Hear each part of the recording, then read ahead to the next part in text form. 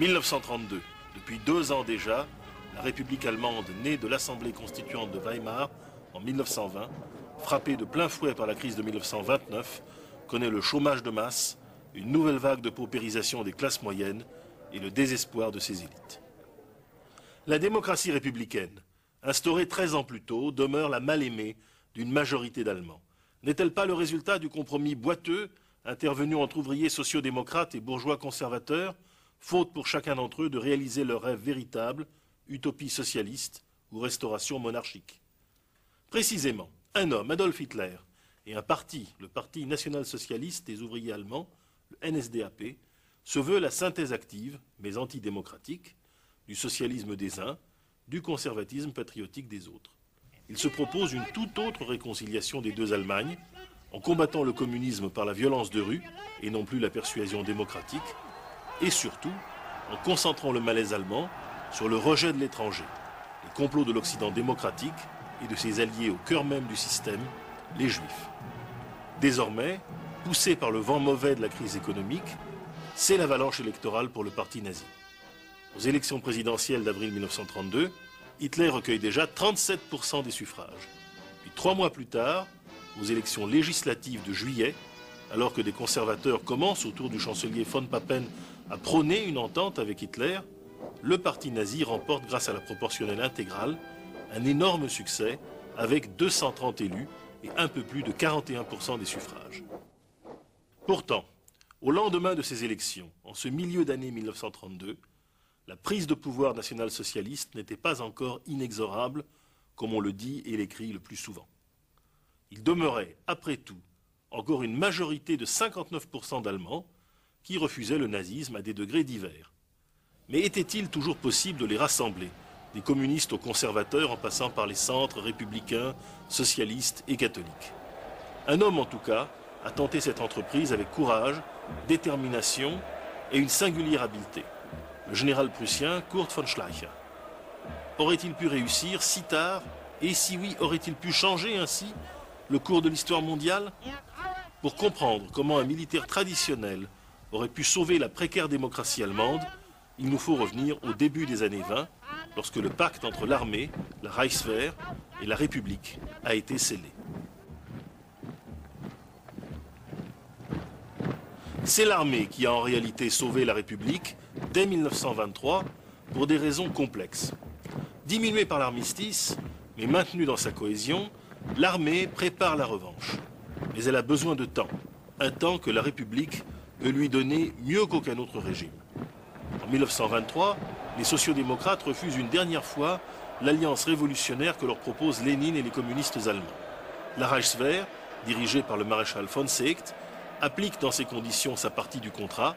Elle n'hésite pas à faire usage de ses armes contre son ancien chef, le maréchal Ludendorff, qui tente un putsch à Munich avec l'aide d'un groupuscule d'extrême droite, le parti nazi naissant, dont le chef, Adolf Hitler, blessé dans la fusillade, est jeté en prison. 2 ans plus tard, en 1925, la social-démocratie reconnaissante soutient à l'élection présidentielle le glorieux maréchal Hindenburg, rival conservateur de Ludendorff, mais il ralliait, lui, à la démocratie. L'armée est ainsi rentrée en politique par les coulisses, elle n'en sortira plus. Quelques jeunes généraux se passionnent pour ce jeu. L'un d'entre eux, officier d'artillerie prussien et ami intime du fils du maréchal Hindenburg, se détache, Kurt von Schleicher. Durant toute la République de Weimar, il jouera le rôle d'intermédiaire secret entre milieu politique et milieu militaire. Dès 1930, ce petit noble prussien sarcastique et rusé engage le combat sans recul. Il méprise Hitler depuis 1923, le tient pour un lâche et un personnage dangereux. En juin 1932, il est entré comme ministre des Armées dans le gouvernement franchement conservateur de von Papen, qui cherche à enfermer le nazisme dans une alliance assortie de garanties avec la droite classique. Mais les négociations secrètes qu'il conduit avec Hitler en juillet-août 1932 le convainquent définitivement, et bien avant tout le monde, de l'inanité de cette politique. Dès lors, il part en guerre, prêt à tout. Mais a-t-il une véritable stratégie? La stratégie de von Schleicher est d'abord de reconstituer la grande coalition de 1923 qui, regroupant la Reichswehr, la social-démocratie et les partis du centre droit, a réussi à arrêter l'Allemagne au bord de l'abîme, à l'époque la guerre civile inévitable entre Ludendorff et les communistes. Mais il y a une différence profonde. En 1923, malgré la catastrophique inflation, l'Allemagne était au travail. La reconstruction qui débutait avait réduit le chômage à peu de choses. En 1932, c'est au contraire l'effondrement productif et la déflation permanente qui alimentent les partis extrêmes. Il faut donc élargir la coalition originelle de Weimar en prélevant à droite sur les nazis, à gauche sur les communistes. Avec les nazis, l'opération est relativement simple et brillante. Gregor Strasser, qui représente l'aile gauche du parti nazi, bien implanté en Allemagne du Nord, est devenu peu à peu le rival de Hitler. Il déplore la caporalisation du parti et les clins d'œil de Hitler en direction de conservateurs catholiques comme von Papen. Son propre frère, Otto, a déjà opéré une petite scission 2 ans plus tôt, et certains chefs des SA autour de Röhm sont impressionnés par son discours social. Il est mûr pour une ouverture. En le cajolant, Schleicher en fait son allié et espère l'intégrer au jeu parlementaire. En septembre 1932, Gregor Strasser, séduit, claque effectivement la porte du parti nazi et donne son accord pour devenir le numéro 2, le vice-chancelier, d'un futur gouvernement Schleicher avec la charge du travail, des affaires sociales et de l'économie. Si la direction du Parti socialiste se méfie encore de Strasser, en revanche, les syndicats sociodémocrates apeurés et démunis saluent le début de scission du nazisme et jouent le jeu du général von Schleicher. Ils parlent déjà d'un véritable front du travail. Catholiques du Zentrum, libéraux ne peuvent que suivre. Reste le plus dur, le plus insensé en apparence. Acheter la neutralité tactique de la direction communiste. Le KPD, le Parti communiste, suit en effet depuis l'été 1929 une ligne ultra-gauchiste de déstabilisation permanente de la République, inspirée directement par Staline. Aussi incroyable que cela soit, Schleicher va parvenir à s'entendre, car le général a été depuis 1924 le chef de ce qu'on appelait la Reichswehr noire, c'est-à-dire du réarmement clandestin de l'Allemagne.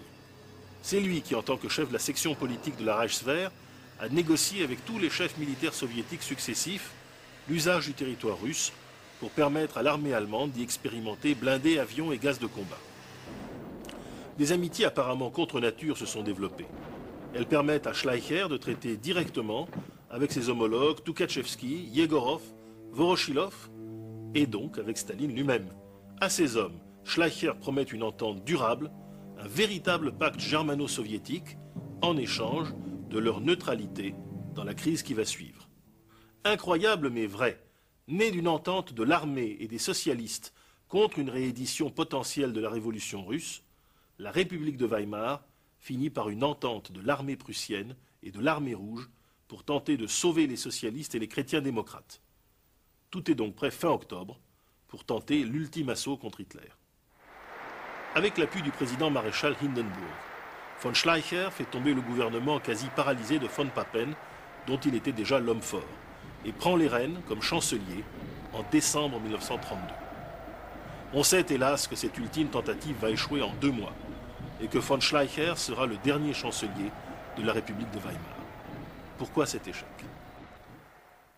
Paradoxalement, Schleicher a réussi partiellement son entreprise d'enveloppement sur les ailes. Mais au même moment, son centre s'est rompu. La défection de Strasser, son rapprochement avec les syndicats et le Parti social-démocrate, l'adoption de mesures sociales spectaculaires sont au départ parfaitement réussis. De même, l'infléchissement de la ligne de Moscou commence à porter ses fruits dans le KPD avec l'envoi d'un nouveau patron, le Bulgare Georges Dimitrov, acquis depuis toujours au rapprochement avec la social-démocratie.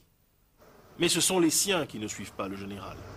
Dans le patronat, on craint le coup social de la démagogie de Strasser et on attend plutôt de Hitler une mise au pas pure et simple des syndicats.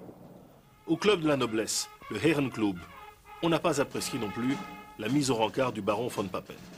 Pendant les 2 mois décisifs, ce dernier plaidera sans relâche pour un gouvernement de coalition des nazis et de la droite classique.